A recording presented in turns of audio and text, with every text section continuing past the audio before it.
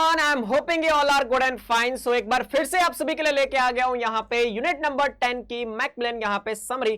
तो आप सभी को पता है सर, बीआरबीएल मैकमिलन समरी यहाँ पे हम कर रहे हो 20 मिनट्स के अंदर में ये चैप्टर नंबर 10 भी आपका पूरा समराइज हो जाएगा। तो सेशन बहुत ही इंपॉर्टेंट होने वाला है। फटाफट से यहाँ पे वीडियो को लाइक कर दीजिए और अगर पेड़ पे देख रहे हो तो फटाफट से थम्स अप बटन पे क्लिक करके क्लास की रेटिंग्स जरूर दे दीजिएगा। चलिए सेशन को स्टार्ट करते हैं। आपका फॉरेन एक्सचेंज मैनेजमेंट एक्ट बहुत ही ब्यूटीफुल एक्ट और बहुत सारे इंपॉर्टेंट टॉपिक्स और केस स्टडीज के पॉइंट ऑफ व्यू से ये चैप्टर बहुत ही इंपॉर्टेंट है। 20 मिनट्स के अंदर में अमेजिंगली हम यहां पे इसे क्या कर लेंगे, समराइज कर लेंगे। हम क्या कर रहे हैं सर, यहां पे मैकमिलन की समरी आप सभी को पता है। एंड इसमें आज का जो हमारा सेशन होने वाला है यूनिट नंबर 10 हम यहां पे करेंगे lecture number 10, that is your foreign exchange management act. लेकिन सेशन में आगे बढ़ने से पहले अगर आपको कोई भी डाउट है रिस्पेक्टिव प्रीवियस किसी भी सेशंस में, feel free to be ask me in the chat box. इधर मी और my teaching assistants will resolve your each and every doubt. So yes, सबसे पहला हमारे पास आता है यहां पे फॉरेन एक्सचेंज मैनेजमेंट एक्ट। समझिएगा, देखो फेमा एक्ट जो हमारे पास है ना, फेमा एक्ट 1999, ये फेमा एक्ट आपका 1999, इसने किसको रिप्लेस किया? इन्होंने यहां पे रिप्लेस किया था आपका, रिप्लेस बाय फेरा act, foreign exchange regulation act 1973। तो फेमा एक्ट 1999 ने फेरा एक्ट 1973 को क्या किया था, यहां पे रिप्लेस किया था। अब जो फॉरेन एक्सचेंज मैनेजमेंट एक्ट था वो आपका यहां पे बेसिकली क्या आया था, प्रमोशन करने के लिए। आपका यहां पे जो इकोनॉमी के अंदर में, क्योंकि एलपीजी मॉडल जब आया था, लिबरलाइजेशन, प्राइवेटाइजेशन और ग्लोबलाइजेशन, तो वहां पे सबसे पहले नरसिम्हम कमेटी का यही मेन कंसर्न था कि जब ग्लोबलाइजेशन बढ़ेगी तो हमारा फॉरेन एक्सचेंज एक्ट और भी ज्यादा स्ट्रांग होना चाहिए। तो फेमा एक्ट के अंदर में हमारे पास आपके स्ट्रिक्ट यहां पे प्रोविजन किए गए।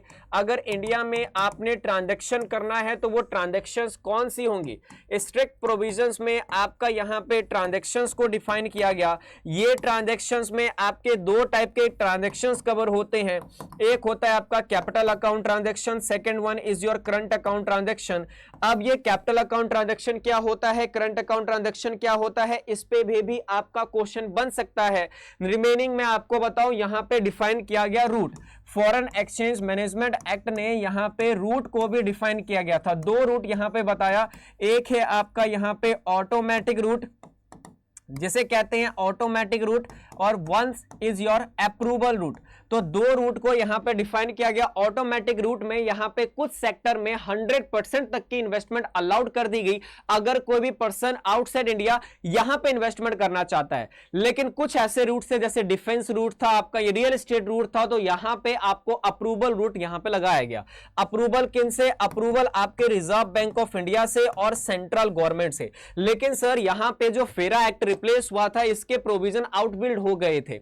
हमें यहां पे बहुत ज्यादा रिस्ट्रिक्शंस लगा रहे थे, लाइसेंसिंग रिक्वायरमेंट्स थे बहुत ज्यादा इन्वेस्टमेंट करने के लिए। तो एक मेजर कंसर्न यह था कि फेरा एक्ट को रिप्लेस करके जो हमारा पॉलिसी एलपीजी मॉडल है उसके स्ट्रिंजेंट लाने के लिए एक्ट हमारे पास एक नया लाना पड़ा, जिसे कहते हैं आपका फॉरेन एक्सचेंज मैनेजमेंट एक्ट। जो आपका फॉरेन एक्सचेंज मैनेजमेंट एक्ट है, इस पर्टिकुलर ट्रांजैक्शन को करने के लिए बोला गया कि चाहे आप कोई भी ट्रांजैक्शन कर रहे हो, ये ट्रांजैक्शन आपका यहां पे कैपिटल अकाउंट ट्रांजैक्शन है, कैपिटल अकाउंट ट्रांजैक्शन है या करंट अकाउंट ट्रांजैक्शन है, ये दोनों ट्रांजैक्शन अगर आपने करना है तो ऑलवेज भी ऑथराइज्ड पर्सन के थ्रू ही होगा। समझिएगा, सिर्फ और सिर्फ ऑथराइज्ड पर्सन। और ये ऑथराइज्ड पर्सन आपका यहां पे रेगुलेट होगा किसके थ्रू? ये रेगुलेटेड होगा by the reserve bank of India. तो रिजर्व बैंक ऑफ इंडिया यहां पे क्या करेगी? इसे यहां पे रेगुलेट करेगी। नेक्स्ट आपको बताता हूं कि अगर यहां पे कोई भी पर्सन, लेट्स से सपोज यहां पे हमारे पास एक पर्सन है एंड्रॉय, ये एंड्रॉय आपका यहां पे ऑस्ट्रेलिया में रहता है। अब ये पर्टिकुलर पर्सन ने इंडिया में कोई भी यहां पे क्या करना है, इंडिया में इसने कोई भी ट्रांजैक्शन करना है, चाहे वो कैपिटल अकाउंट ट्रांजैक्शन, चाहे वो करंट अकाउंट ट्रांजैक्शन, तो उसे सबसे पहले यहां पे ऑथराइज डीलर के थ्रू और ऑथराइज पर्सन के थ्रू ही करना पड़ेगा।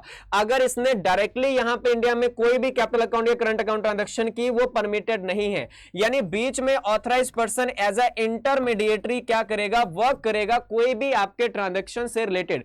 अब नेक्स्ट हमारे पास बिग क्वेश्चन अराइज होता है कि सर ये कैपिटल अकाउंट ट्रांजैक्शन क्या है, ये आपका करंट अकाउंट ट्रांजैक्शन क्या है। तो आइए कैपिटल अकाउंट ट्रांजैक्शन और आपका यहां पे करंट अकाउंट ट्रांजैक्शन को हम यहां पे समझ लेते हैं। हमारे पास सबसे पहला टॉपिक आता है that is your capital account transaction. देखो कैपिटल अकाउंट ट्रांजैक्शन को लर्न कैसे किया जाए, इसके लिए एक मिनोमिक में आपको बताता हूं। आपको याद रखना है alteration in balance sheet. Balance sheet में क्या होती है सर, एक साइड होती है लायबिलिटी, एक साइड होती है एसेट्स। तो आपके चाहे लायबिलिटी या आपके यहां पे एसेट्स, इसमें कोई भी ऑल्टरेशन हो रही है। ऑल्टरेशन किस सेंस में आप कह रहे हो सर, या तो इंक्रीज हो रही है या तो कोई डिक्रीज हो रही है लायबिलिटी और एसेट्स, तो उसे क्या बोलेंगे, capital account transaction. Sir example दे दो तो ज्यादा बेटर आएगा। चलो एग्जांपल भी देख लो। अगर मैं यहां पे बोलूं कैपिटल अकाउंट ट्रांजैक्शन, तो आपने कोई लोन यहां पे लिया है या दिया है। लोन लिया है तो आपका लायबिलिटी साइड आएगा, दिया है तो आपका एसेट साइड आएगा। आपका कोई भी इन्वेस्टमेंट, आपने इन्वेस्टमेंट यहां पे अगर बाय की है तो आपका एसेट साइड आएगा, और अगर आपने यहां पे सेल की है तो ये रिड्यूस्ड हो जाएगा। तो इससे भी आपका लायबिलिटी एसेट साइड चेंज हो रहा है। हाँ सर चेंज हो रहा है। रेस्ट आपको और भी मैं एग्जांपल देना चाहता हूं, तो इसमें आप एग्जांपल और क्या ले सकते हो, आपने यहां पे इक्विटी में कोई इन्वेस्टमेंट की है, इक्विटी में या कोई डिवेंचर में आपने इन्वेस्टमेंट की है, तो वो भी आपका capital account transaction. In short कोई भी ऐसा चेंज जो कि आपका यहां पे हमारे पास क्या होता है, आपका कोई भी ऐसा चेंज जिसके कारण बैलेंस शीट ऑल्टर हो रहा है, उसे आपका कैपिटल अकाउंट ट्रांजैक्शन बोला जाएगा। सो ट्रांजैक्शन जिसमें कुछ चेंज हो रहा है, किसमें, एसेट और लायबिलिटी। अब चाहे तो ये पर्सन रेसिडेंट इन इंडिया करे या पर्सन रेसिडेंट आउटसाइड इंडिया करे, वो भी आपका यहां पे कैपिटल अकाउंट ट्रांजैक्शन में ही कवर होगा। नेक्स्ट आता है करंट अकाउंट ट्रांजैक्शन। तो करंट अकाउंट ट्रांजैक्शन के लिए मैं आपको मिनोमिक देना चाहूंगा P&L। तो सर P&L में बेसिकली क्या होता है, P&L के अंदर में आपका एक साइड होता है एक्सपेंस और दूसरे साइड आपका होता है इनकम। एक्सपेंस और इनकम ये हमारे पास दो ऐसे होते हैं। एक्सपेंस में और इनकम में कोई भी चेंजेस हो रही है, इसमें अगर कोई भी ऑल्टरेशन हो रही है, वो आपका क्या हो जाएगा, current account transaction. Sir example दीजिए, जैसे अगर आप इंपोर्ट कर रहे हो तो इंपोर्ट एक परचेज होता है, तो एक्सपेंस आपका ऑल्टर होगा, तो ये करंट अकाउंट ट्रांजैक्शन है। आप एक्सपोर्ट कर रहे हो तो रेवेन्यू होगा, तो सेल आपका यहां पे इनकम हो गया। आपने इन्वेस्टमेंट किया, उस पर डिविडेंड आपको मिला, वो आपका क्या हो गया, करंट अकाउंट ट्रांजैक्शन। तो कोई भी ऐसा ट्रांजैक्शन जिससे आपका P&L ऑल्टर हो रहा है, उसे क्या बोलेंगे, आपका करंट अकाउंट ट्रांजैक्शन। तो इसमें क्या हो गया, जैसे आपका पेमेंट कोई ड्यू है, इंटरेस्ट ऑन लोन पे, तो इंटरेस्ट आपने पे किया, क्या वो खर्चा है, हाँ सर वो खर्चा है, तो आपका एक्सपेंडिचर हो जाएगा करंट अकाउंट ट्रांजैक्शन। आपको कोई इनकम रिसीव हो रही है, किसी भी इन्वेस्टमेंट पे डिविडेंड मिल रहा है आपको, तो वो भी हमारे पास कौन सा हो जाएगा, करंट अकाउंट में ऑल्टरेशन। नेक्स्ट आपका फॉरेन ट्रेड से रिलेटेड एक्सपोर्ट इंपोर्ट, वो सारे में आपके P&L ऑल्टर हो रहे हैं, जिसे हम क्या बोलेंगे, करंट अकाउंट ट्रांजैक्शन यहां पे बोलेंगे। नेक्स्ट आगे हम चलते हैं यहां पे पर्सन रेसिडेंट इंडिया, क्योंकि मैंने आपको क्या बताया, पर्सन कि कोई भी एक पर्सन, चाहे वो इंडिया का रेसिडेंट है चाहे नॉन रेसिडेंट है। लेकिन क्वेश्चन ये राइज होता है, सर पर्सन रेसिडेंट इंडिया होता क्या है। लेकिन सबसे पहले आपको ये भी तो समझना पड़ेगा what is exactly the meaning of sir person. अगर मैं आपको पर्सन के डेफिनेशन बोलूं तो पर्सन का मतलब ये मत समझिएगा कि सिर्फ इंडिविजुअल ही है, नहीं ऐसा नहीं है। इंडिविजुअल भी है, आपका HUF भी है, आपका कंपनी भी है, आपका यहां पे आपका अनइनकॉर्पोरेटेड एसोसिएशन भी है, आपका यहां पे फर्म भी है, सब आपके यहां पे पर्सन की डेफिनेशन में आएंगे। और जब मैं बात कर रहा हूं पर्सन रेसिडेंट इन इंडिया, तो इसमें हमारे पास कौन से फॉल होंगे, पर्सन रेसिडेंट इंडिया के अंदर में हमारे पास एक डेफिनेशन है।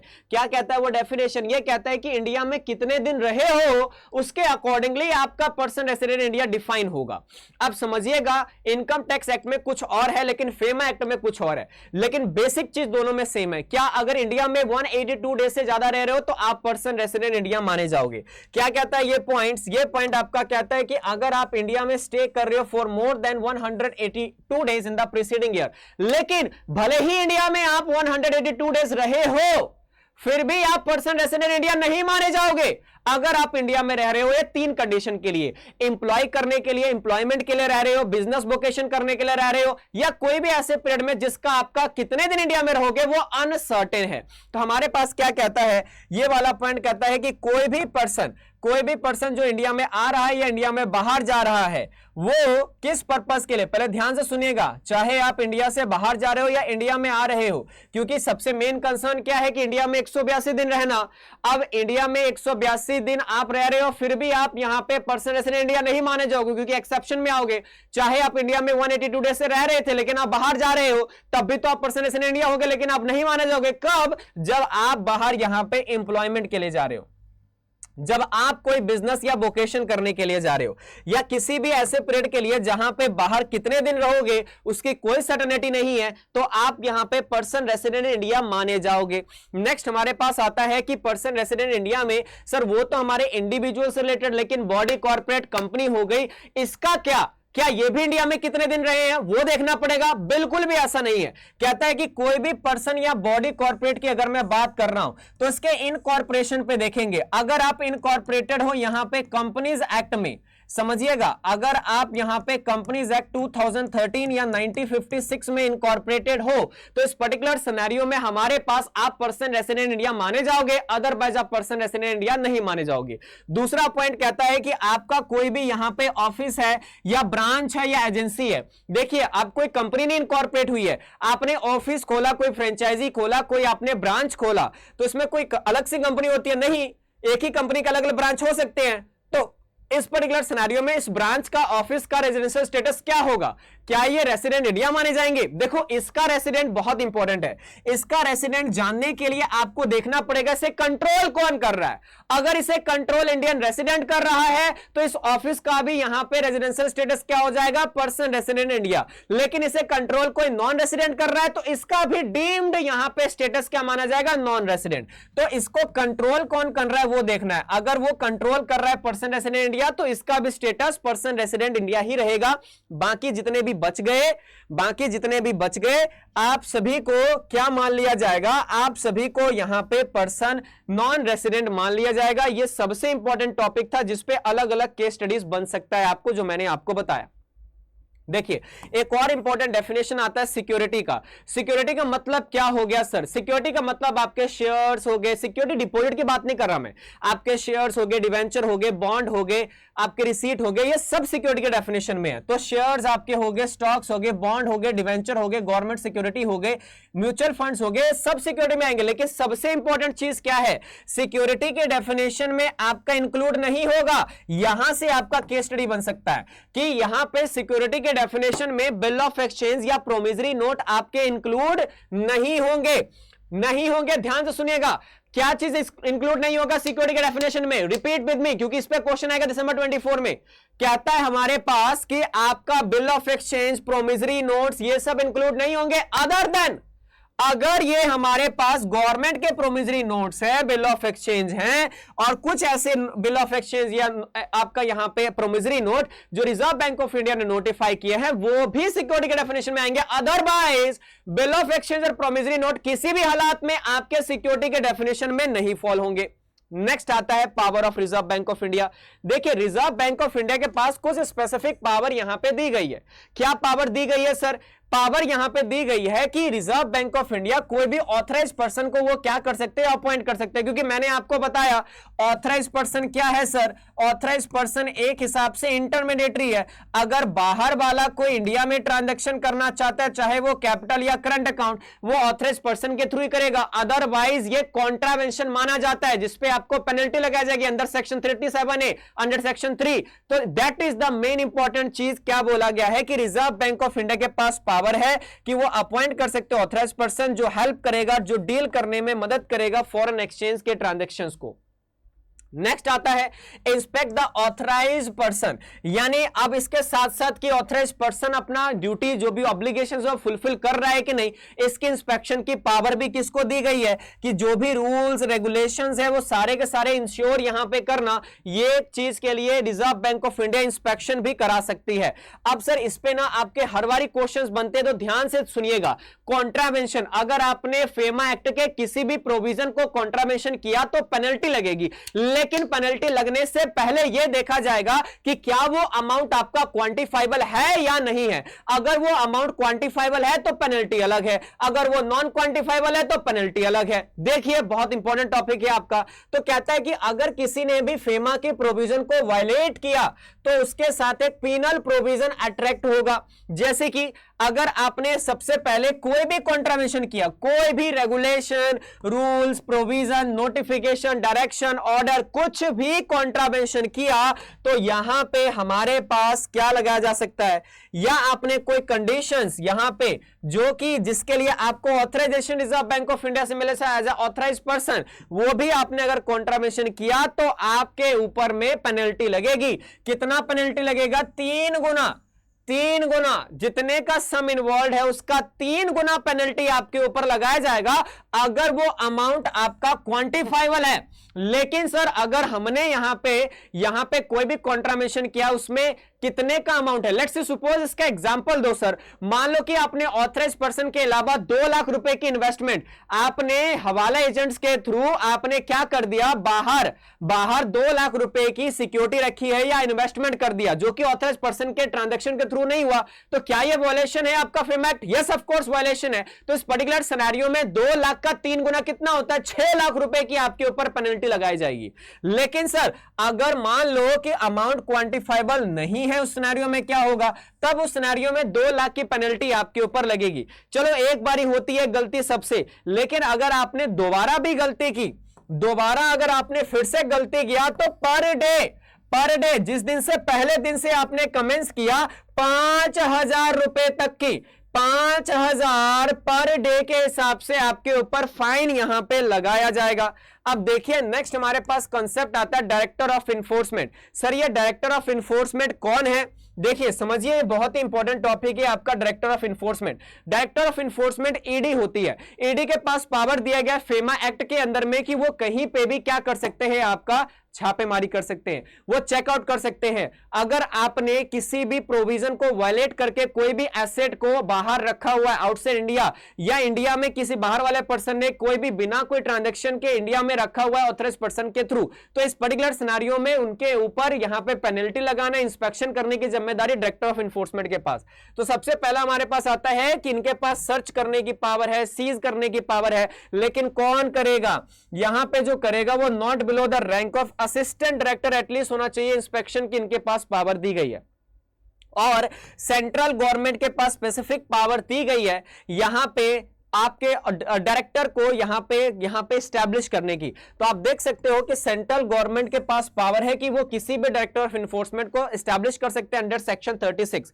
नेक्स्ट हमारे पास इंपॉर्टेंट चीज क्या आता है इनके पास क्या क्या इंपावर है। सर अगर मैं सेंट्रल गवर्नमेंट के इंपावर की बात करूं तो ये आपका यहां पे क्या कर सकते हैं, किसी को भी रिस्पॉन्सिबिलिटी दे सकते हैं ऑथराइज करने के लिए, कस्टम ऑफिसर को, सेंट्रल एक्साइज ऑफिसर को, किसी भी पुलिस ऑफिसर को, कि आप यहां पे क्या करो, अपने ड्यूटीज को चार्ज करो as a director of enforcement. तो आपका इंस्पेक्शन करना, उस प्रॉपर्टी को सीज करना जो आपने हेल्ड करके रखा हुआ at the violation of foreign exchange management act.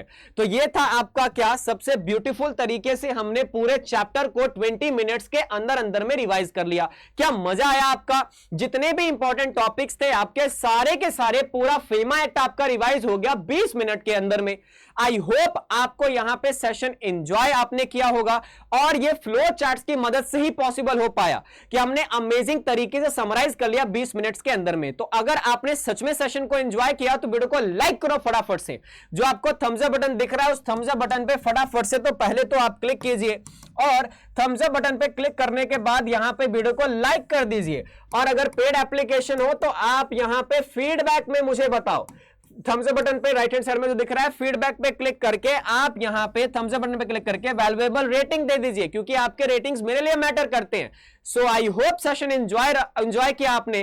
Comment section में मुझे जरूर बताया गया आपको ये सेशन कैसा लगा। 20 मिनट्स में पूरा चैप्टर आपका समराइज हो गया। मजा आया कि नहीं? ऐसे नेक्स्ट चैप्टर में मिलेंगे। चैप्टर नंबर 11 को अमेजिंग तरीके से एक ही सेशन में 20 मिनट्स में समराइज कर लेंगे with the help of so many flow charts. जो आज के सेशन में इतना ही, हमने अपने 20 मिनट्स में पूरा रिवाइज कर लिया चैप्टर। सो आपने एंजॉय किया होगा तो वीडियो को लाइक कर दीजिएगा और थम्स अप बटन पे क्लिक करके मुझे फीडबैक दे दीजिए और कमेंट सेक्शन में बताइए सेशन कैसा लगा। अगले सेशन में मिलेंगे चैप्टर नंबर 11 की यहां पे समरी करते हुए। Till then take care, thank you very much guys.